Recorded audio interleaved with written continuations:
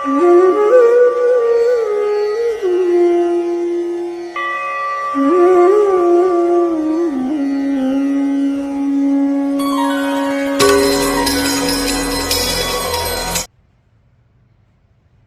दिव्य वातावरण में, शांत भूमि में, सिद्ध भूमिका में, इस आश्रम में आप लोगों ने अपने गृह कार्य से समय निवृत्त होकर के, गृह कार्य से निवृत्त होकर यहाँ पर आए और आने का मकसद सिर्फ एक ही होना चाहिए, सेवा। सेवा शब्द के पीछे बड़ा ही गंभीर लॉजिक है।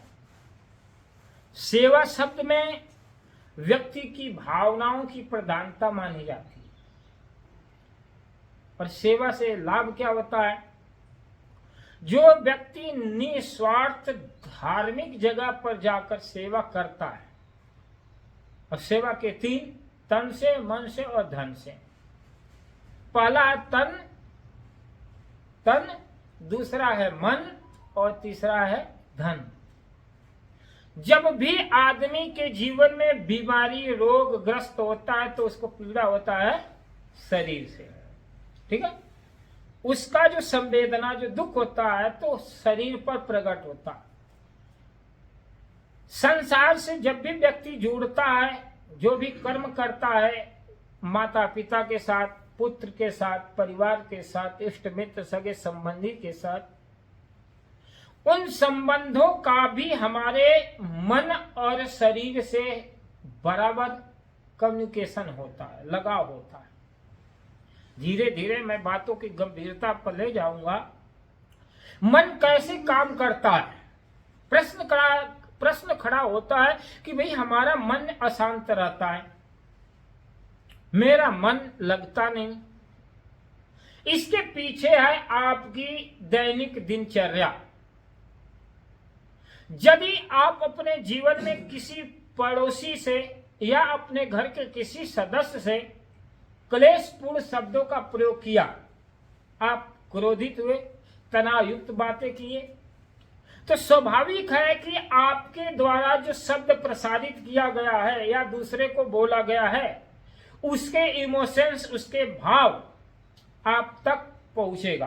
प्रतिक्रिया, जिस तरह से गुलाब के फूलों की बगिया से आप गुजरते हो तो फूलों के बगीचे की खुशबू आपके नासापुट को संपर्क करके सुगंध देगी। यदि आप किसी गंदे नाले की तरफ से गुजर रहे हैं तो गंदगी की जो दुर्गंध है वो आपके नासापुटों को तक पहुंचेगी। उसी तरह से हमारा जो कर्म है, कर्म कैसे होता है? या तो हम शरीर से करते हैं, मन से करते हैं और फिर वाणी से कर्म करते हैं। अब प्रश्न खड़ा होता है कि वाणी से हम क्या कर्म करते हैं? वाणी से हम देते हैं किसी को गाली, दूसरा बोलते हैं निंदा और तीसरा बोलते हैं चुगली। मैं आदमी जो है ये 24 घंटे में ये तीन बातों को संभाले। गाली अगर देता है, अपशब्द देता है, कटु शब्द बोलता है, तो वह दोष दे रहा है, वो वाणी को खराब कर रहा है। इसलिए वेदों में कहा गया है, वेद के ऋषि क्या है? वचनम किम दरिद्रम। अगर आप वाणी से दरिद्र हो रहे हैं तो समझ जाओ कि आपकी दरिद्रता अतुलनीय है, अकल्पनीय है। इसकी तुलना किसी और चीज से नहीं की जा सकती। पर मनुष्य है और आप धनवान नहीं है तो आप अपने हृदय को बढ़ाइए। धन का है, वाणी के द्वारा, वचन के द्वारा एक भिखारी भी क्या होता है? अमीर ज्यादा हो जाता है। बाइबल में एक कथा है, एक बार की बात है, गैलीलियो एक चर्च में पहुंचा। जब चर्च में पहुंचा तो आप देखते हैं मंदिरों, मस्जिदों, गुरुद्वारे के अगल बगल बड़े बड़े भिखारी होते हैं और मांगते हैं, कुछ न कुछ मांगते हैं।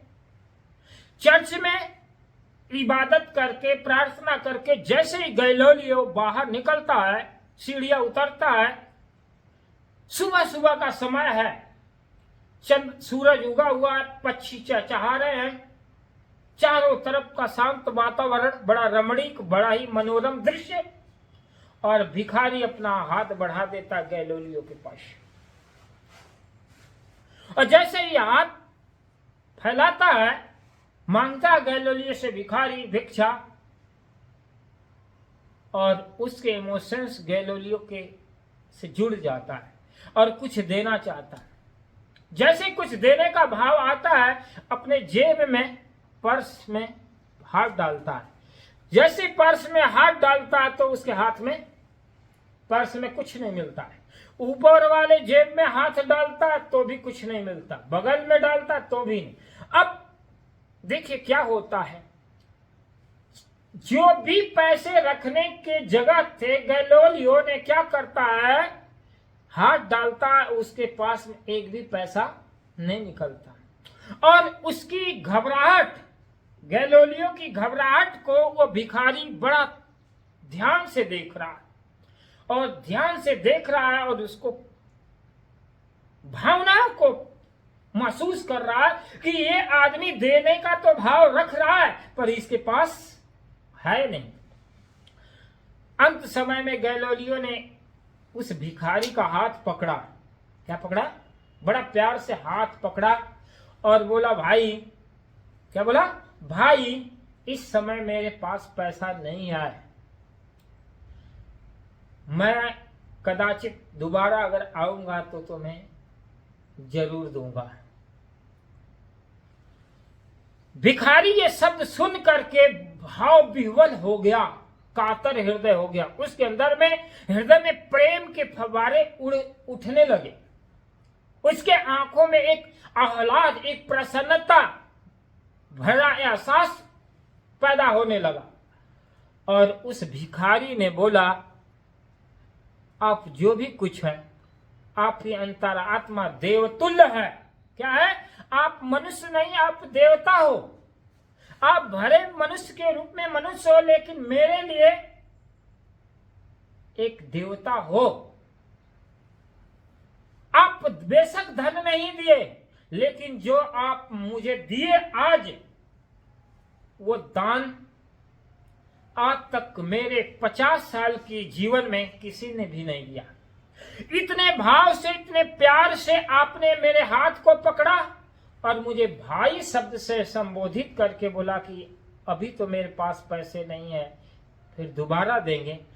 अरे मुझे तो वो भाई मिल गया, मुझे पैसे की क्या दरकार, मुझे पैसे की क्या जरूरत। मैं जिस रिश्ते के लिए, जिस संबंध के लिए मैं तरसता रहा जीवन भर, कम से कम आप भाई शब्द से मुझे संबोधित करके बुलाए, ये शब्द ही मेरे लिए लाख लाख धनों से ज्यादा श्रेष्ठ है।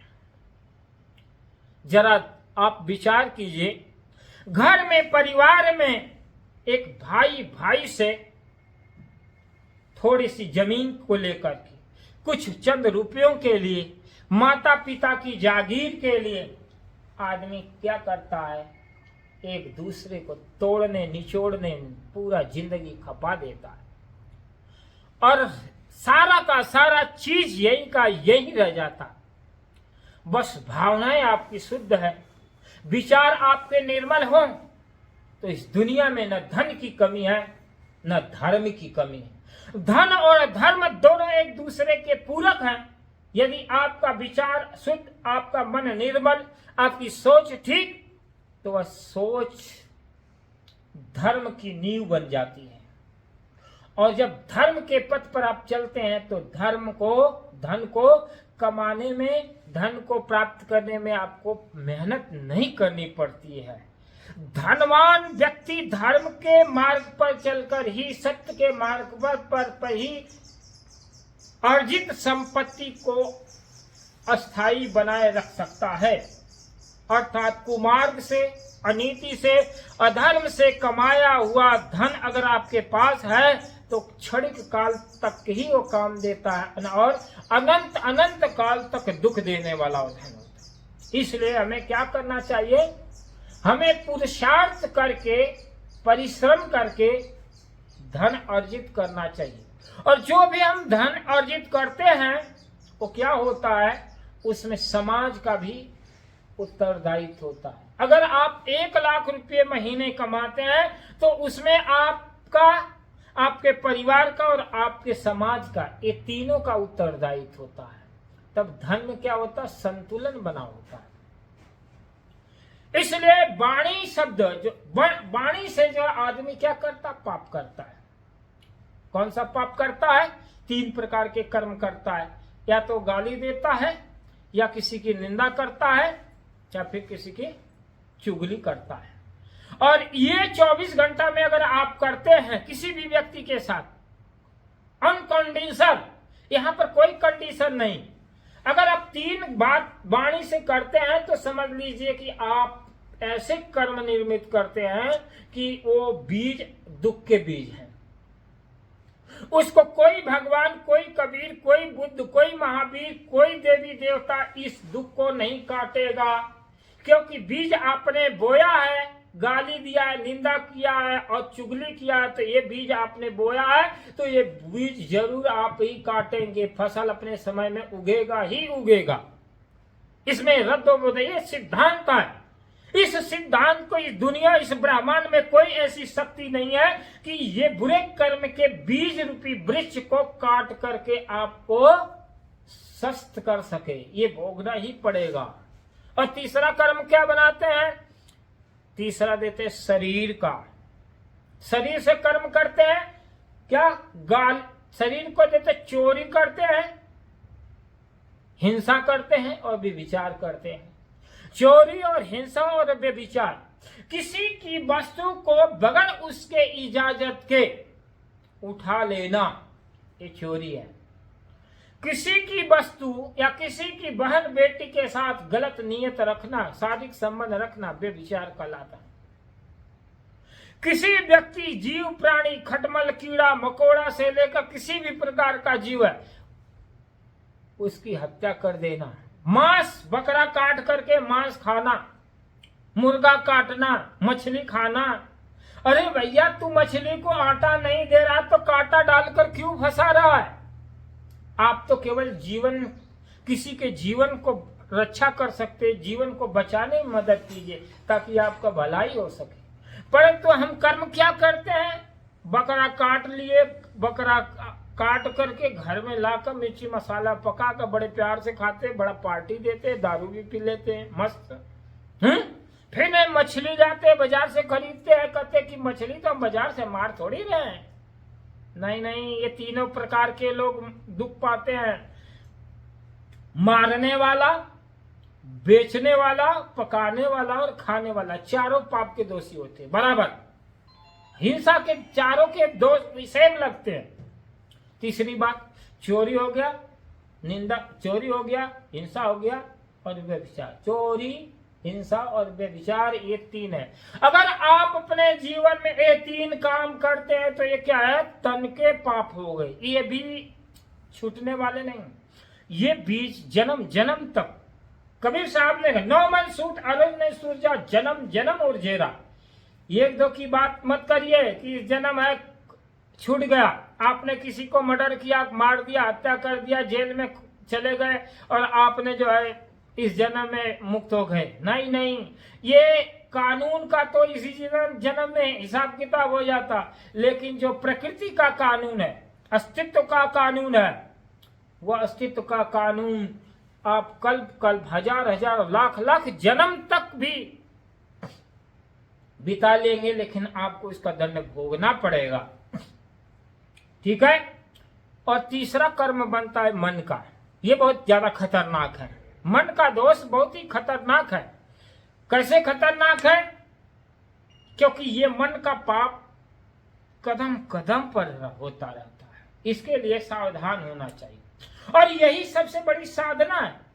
मन के कौन से पाप है? हम क्रोध करते हैं। क्रोध, ईर्ष्या, मान और छल, ये 4 दोष मन के होते हैं। 3 दोष जो है, पाप जो है शरीर से, 3 वाणी से और 4 मन से। हम क्रोध करते हैं तो मन में पाप कर्म कर दिए। ईर्ष्या कर रहे हैं, जलन कर रहे हैं, मेरा पड़ोसी, मेरा रिश्तेदार आगे बढ़ रहा है, उसके गिराने की बात कर रहे हैं, तो वो हो गया ईर्ष्या। क्रोध, ईर्ष्या, मान और छल। हम आश्रम में आए, हमारी बात सुनी जाए, हमारी बात मानी जाए, हम जैसा कहे वैसा, ये मान है। मैं किसी के घर गया, मेरा सम्मान नहीं किया, मेरा इज्जत नहीं किया, मेरे को बैठाया नहीं, ये है गया मान। आप कहीं भी जाइए, निराभिमानी भाव से रहिए, तो आपके अंदर शुभ कर्म का उदय अपने आप होने लगेगा। तो ये तन से, मन से, वचन से कितने कर्म किए? 10 प्रकार के। 4 मन के पाप, 3 तन के और 3 वचन के। सदगुरु कबीर साहब कहते हैं 10 प्रकार के दोषों का जो व्यक्ति 24 घंटे इन विकारों को, इन पापों से अपने आप को दूर रखता है, वो क्या कहता है? वो देवतुल्य होता है, उसके अंदर दैविक शक्ति अपने आप आ जाती है। मैं कह रहा हूं इन 10 दोषों का संकल्प लो और केवल 21 दिन तक साधना करो। आप 21 दिन तक एकदम तन मन के द्वारा कोई पाप मत करो। आपके अंदर में इतनी ज्यादा कॉन्फिडेंस आ जाएगा, आपका मन इतना शांत हो जाएगा कि आप कल्पना नहीं कर सकते कि क्या मैं पहला जीवन मेरा ऐसा ही था। मात्र 21 दिन के अंदर आप वही नहीं रहेंगे जो आप पहले थे, आप बदल जाए। ये 10 दोषों का संकल्प लीजिए और 21 दिन इसका पूरा व्रत पालन कीजिए। आपके अंदर दैविक शक्ति, एक दिव्य ऊर्जा आपके चारों तरफ संवेदनाओं के माध्यम से आपके जीवन में एक ऐसा माहौल महसूस हो जाएगा कि आपके अंदर परम शांति का एहसास होगा। लेकिन हम तो 10 मिनट, 21 मिनट भी नहीं रह पाते। 21 दिन तो बड़ा दूर लगता है। भोजन छोड़ देते हैं, पानी छोड़ देते हैं, लेकिन मन के अंदर जो संकल्प उठ रहे उसको नहीं छोड़ रहे। व्रत का मतलब होता है संकल्प। संकल्प का मतलब क्या होता है? बुरे कर्मों का त्याग। लेकिन हम क्या करते हैं? भोजन छोड़ देते हैं। अरे भोजन छोड़कर शरीर को सताने से आपका कुछ हासिल होगा थोड़ी बहुत होगा। भोजन छोड़ देंगे, आपका अंदर और विकार उत्पन्न होगा। तो देखो, नवरात्र का व्रत होता है तो महिलाएं अगर 9 दिन का व्रत ले ली या एकादशी का व्रत होती है तो उस दिन ज्यादा झगड़ा होता है। क्यों? व्रत ले लिया तो उसके अंदर में एक अहम पैदा होता है, यार मैंने तो व्रत हूं, मैं व्रत लिया हूं, लेकिन वो भोजन का छोड़ने का तो व्रत लिया, लेकिन विकारों का छोड़ने का व्रत नहीं लिया। सदगुरु कबीर साहब जो भोजन के त्याग की बात नहीं कर रहे हैं। मन के अंदर जो विकार रूपी आहार ले रहे 24 घंटा, जो मन के आहार, गंदे आहार है, जो मान के है, छल के है, क्रोध के, ईर्ष्या के है, वासना के है, आसक्ति के है, ये 24 घंटा हम आहार लेते हैं। अगर अन्न छोड़ दे रहे तो भी मन के आहार ले रहे। इसलिए वैदिक ऋषियों ने कहा अन्नम ब्रह्म। अन्न क्या है? ब्रह्म है। तो कौन सा अन्न? एक तो अन्न है जिससे शरीर का पोषण होता है, और दूसरा अन्न यह है सद्विचार, सद्भावना, ज्ञान भी अन्न है। क्या आप ये भूल मत कीजिए कि आप रोटी दाल चावल खा रहे हैं तो आपके उसी से जीवन का पोषण होगा। अरे मन को भी खुराक चाहिए। अगर आप किसी व्यक्ति से प्रेम से नहीं बोलेंगे, बात नहीं करेंगे, चैतसिक आहार, चित्त से, चित्त यानी मन और चित्त को भी आहार चाहिए। अगर आप किसी से प्रेम से नहीं बोलेंगे, प्यार से नहीं बोलेंगे, तो आपसे दूसरा व्यक्ति प्यार से बर्ताव कैसे करेगा? तो एक होगा शारीरिक आहार और दूसरा होगा चैतसिक आहार। चैतसिक आहार का मतलब होता है ज्ञान, सत्य ज्ञान। तो यहाँ पर जो आपका जीवन निर्मल शुद्ध कैसे होगा? सत्संग में आने के बाद ज्ञान, बोध, विचार के जो आहार मिलता है, ज्ञान के जो शब्द सुनने को मिलते हैं, इससे आपके मन निर्मल होते हैं, मन शुद्ध होते हैं। 12 महीने, 1 महीने में अगर आप 30 दिन संसार में पड़े हैं, उलझन में हैं, अगर 1-2 घंटे तक आप सत ज्ञान में बैठते हैं, ध्यान में बैठते हैं, तो आपके चित्त, आपके मन को खुराक मिला, ये आपको तसल्ली देता, मन को शीतल रखता। ये आहार बहुत ही जरूरी है। अगर इस आहार को ग्रहण करने लगे तो आप शरीर से थके भी रहेंगे तो आपका जो है कॉन्फिडेंस कम नहीं होगा। इसलिए क्या करना चाहिए? चार्चिक आहार बहुत ही जरूरी है। तो सदगुरु कबीर साहब ने कहा है, जैसे कि आप लोग कहते हैं कि सदगुरु कबीर साहब ने क्या मांस खाने का विरोध किया, बुद्ध ने विरोध किया, लेकिन उन्होंने कहीं भी मांस खाने का और न खाने की बात उन्होंने नहीं कही। क्या आप मांस खा रहे हो, मीट खा रहे हो, अंडे खा रहे हो, संत महात्माओं के आपके खाने से क्या मतलब? कुछ भी खाओ। लेकिन सदगुरु कबीर साहब ने कहा है, मांस भखे सो स्वान, अंकुर भखे सो मानवा और मांस भखे सो स्वान। ये बात कबीर साहब ने कहा। अब विचार करना चाहिए कि मनुष्य का आहार क्या है, क्योंकि मनुष्य के आहार से ही विचारों की निष्पत्ति होती है। आपके अंदर क्रोध आ रहा है, आपका ब्लड प्रेशर ज्यादा है, हाई हो रहा है, आप फिजिकल रूप से अस्वस्थ हैं, तो सबसे पहले एक काम कीजिए। आप क्या काम कीजिए? आहार की शुद्धि कर लीजिए।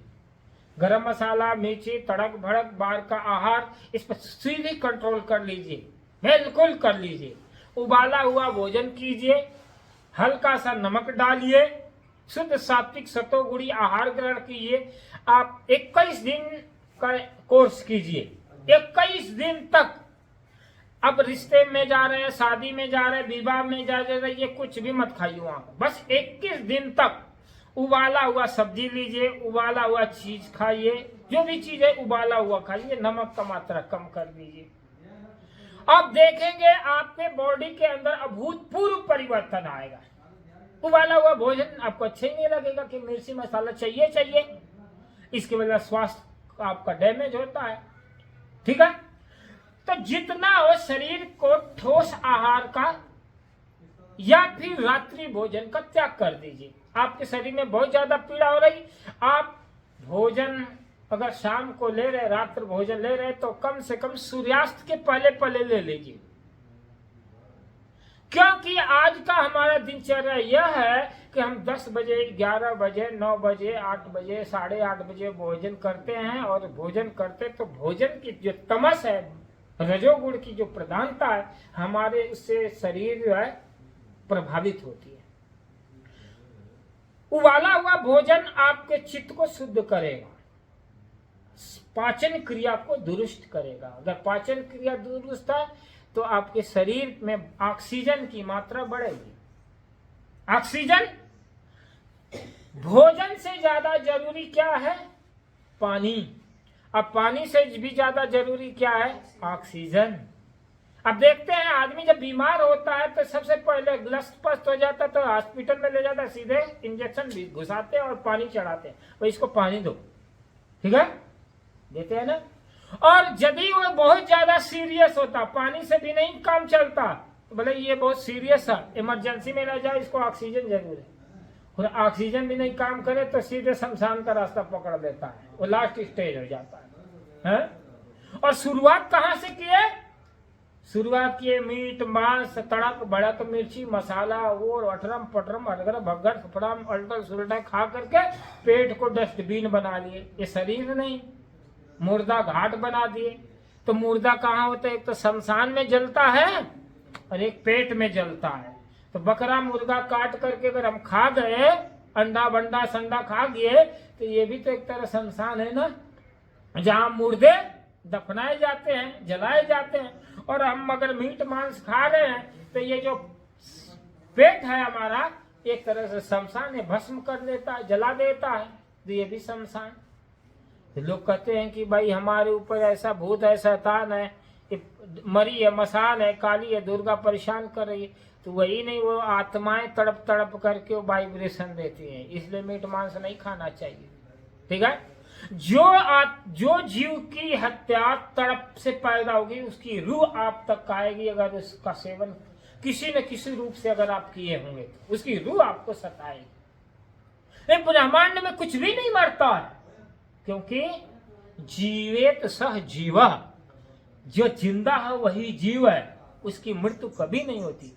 एक चींटी हो, माटा हो, मुर्गा है, बकरा है, बकरी है, वो कभी मरते ही नहीं। सरता तो मरी शरीर है, लेकिन अगर तड़प तड़प करके अगर मार करके अगर तो खा रहे हैं, खिला रहे हैं, तो मैंने सुना है। अब दूसरी बात ये तो जीव की है, घर पर भी परिवार में भी हमें क्या देखने को मिलता है? बहू है, बेटे हैं, माता है, पिता है, क्या करते हैं? ऐसे शब्दों का प्रयोग करते हैं कि एक जज साहब थे, एक जज थे, जज को तो जानते ही होंगे, न्याय देते। जज दूसरे की फाइल को देख करके न्याय करता है, लेकिन घर के विवाद को नहीं जज सुलटा पाता है। बड़ी विडंबना है। दूसरे के आंगन में दीपक जला लेता है आदमी, लेकिन अपने घर में अंधेरा ही अंधेरा रहता है। ये जीवन का सबसे बड़ा दुर्भाग्य का पल है। तो एक जज थे, उनकी शादी हो गई। तो जज होने के पहले कोई बड़े घराने के वो जज नहीं थे। उस जज के पिता बचपन में 5 साल की उम्र में ही क्या हुआ, पिता शरीर छोड़ दिया। माता गरीबी की जिंदगी काट रही थी, लोगों के घरों में जा जाकर झाड़ू पोछा कर करके क्या करती, जो पैसे पाती वो बेटे को पढ़ाती। एक गरीब माता दूसरे के घरों में झाड़ू पोछा कर करके क्या कर रही है, पैसे जो पा रही है अपने बेटे को पढ़ा रही है। और जब बेटा पढ़ाई करता था और एग्जाम का समय आता, परीक्षा का समय आता, तो माँ पिता का भी रोल अदा करती। जब बच्चा पढ़ने बैठता तो माता रात भर बैठ बैठ करके उसकी पहरा देती, कि साथ निभाती। और धीरे धीरे धीरे बेटा पढ़ करके जज बन गया। और जब जज बन गया तो हर माँ की एक ख्वाहिश होती है कि मेरे घर में एक ऐसी बहू आए जो बेटे को भी खुश रखे, मेरे को भी खुश रखे, और घर की वो लक्ष्मी बने, घर को स्वर्ग के समान बना दे। लेकिन माँ का जो सपना तो सपना ही रहता है, वो सपना कभी अपना होता नहीं, टूटता ही दिखता है। जज साहब की शादी हो गई, शादी हुई तो पत्नी आई, धीरे धीरे पत्नी आई तो गुजारा तो होता है। एडजस्टमेंट, गृहस्थी जीवन में क्या होता है, एडजस्टमेंट। तो एडजस्टमेंट करते करते करते 10-12 साल गुजर गया। अब बहू जो थी, जज की जो पत्नी थी, अब धीरे धीरे रहते रहते तो बदल गया भाव। उस जज के 5 साल की एक बेटी और 12 साल का लड़का था। अब पत्नी क्या करती थी, नौकर चाकर भी थे, पत्नी अपनी सास के साथ बड़ा उल्टा रवैया अपनाती।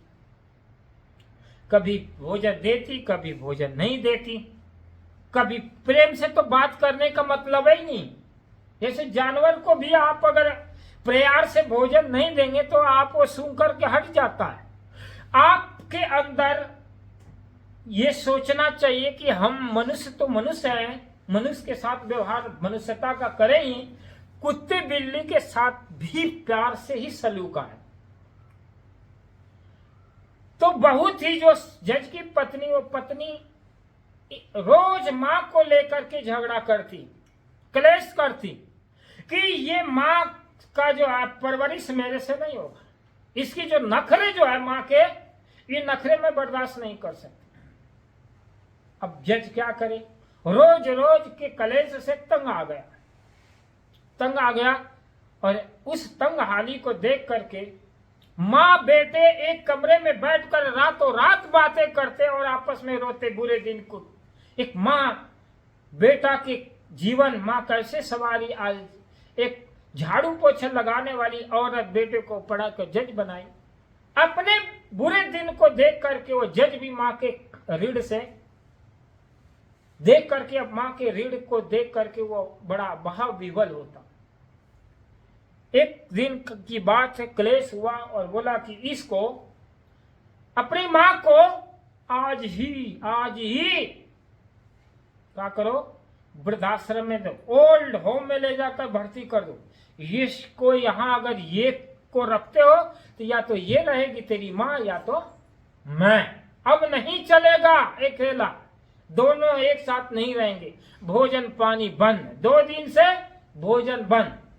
मजबूर हो गया जज मजबूर हो गया और माँ जो बेटे की कसमकस हालत देख करके माँ तैयार हो गई और बोली कि ठीक है बेटा, मुझे वृद्धाश्रम में ही छोड़ दो।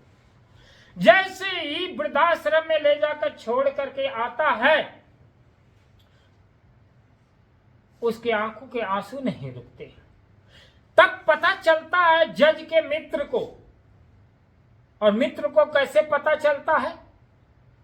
क्योंकि जब माँ को वृद्धाश्रम से छोड़कर जब आ रहा है तो कोर्ट कचहरी जा रहा है और तलाक का डिवोर्स का जो पेपर बनवा कर ला रहा है। क्या? तलाक का पत्र बनवा करके ला रहा है और वह लाकर दे दिया, रख दिया और बोला कि जब मैं माँ के साथ नहीं रह सकता तो ये तलाक पत्र है, तुम्हारे साथ भी मैं नहीं रह सकता। जब तुम मेरे माँ के साथ तुम नहीं रह सकती तो मैं तेरे साथ कैसे रह सकता।